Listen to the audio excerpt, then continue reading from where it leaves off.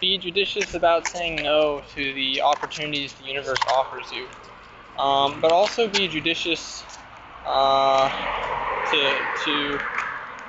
chase things that aren't offered directly to you. Like, for example,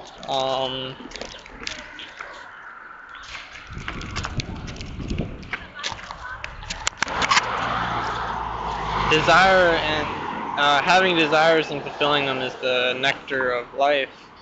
But these desires have to be investigated. They have to be distinguished from delusion. So that can be a long process, but in general, if something fills you with energy, you can connect to the divine through an activity, that's a good sign. And sometimes it's like one activity will get you one step closer, and that's what, so something might be a bit closer to the divine, and so you'll feel something from that. It'll get you closer to being in a position where you can receive divine energy. So, seeking out the highest thing that you can reasonably attain and use. Like, for example, everyone wants to be like an artist or something, or a lot of people do. I mean, like working in factories, how many people, used to draw,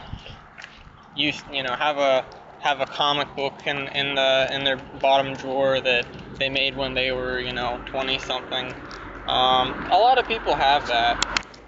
A lot of people have these more powerful gifts and talents, but they end up pretty much abandoning them to serve the cares of the world, and it's